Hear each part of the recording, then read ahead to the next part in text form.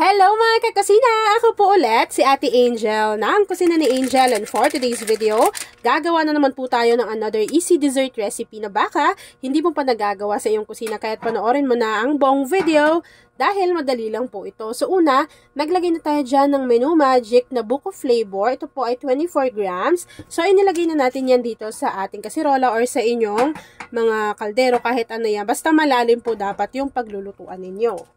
After po noon, maglalagay lang tayo dyan ng 3 cups of water and siguraduhin po ninyo na hindi pa nakabukas yung apoy sa inyong kalan para hindi po namumuo yung ating jelly powder. Kapag nailagay na natin yung ating water, tunawin lang po natin ng maigi yung ating buko jelly powder. Ayan, tas make sure na hindi pa nakabukas yung apoy sa ating kalan. After po noon, kakailanganin lang natin dito ng 1 can or 370 ml nitong evaporated milk. Maglalagay rin po tayo dito ng condensed milk. Ito po ay 1 can or 380 grams. Ayan. Maglagay na rin po tayo dito at least half teaspoon ng vanilla essence or vanilla extract.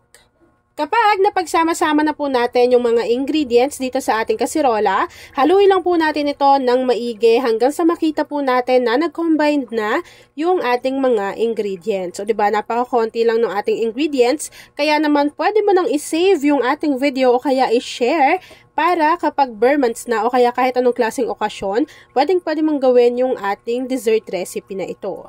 So, kapag napaghalo-halo na natin yan dyan ng maigi, pwede na po natin buksan yung ating apoy sa ating kalan over medium to low heat, and then hihintayin lang po natin na kumulo yung ating mixture.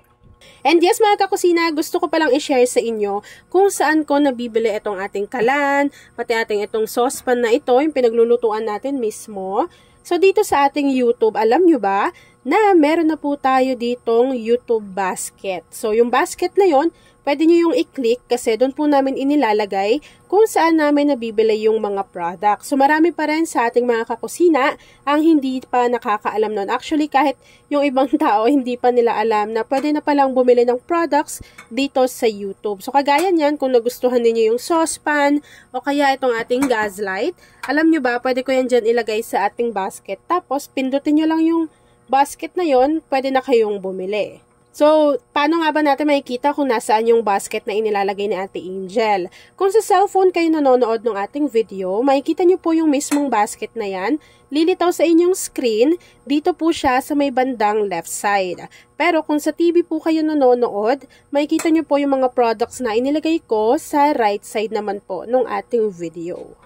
Ayan. So, pwedeng-pwede nyo nang mabili yung mga ginagamit ni Ate nyo Angel, kagaya ng mga, jelly powder, itong ating saucepan, pati si gas light. Doon nyo lang yan mabibili kasi doon din po ako bumili ng mga products na iyan.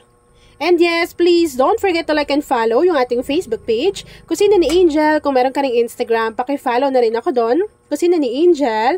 At kung isa ka din sa dessert lover, mag-comment ka na dyan sa ating video. I-comment mo yung Hi Angel and kung taga saan ka nanonood.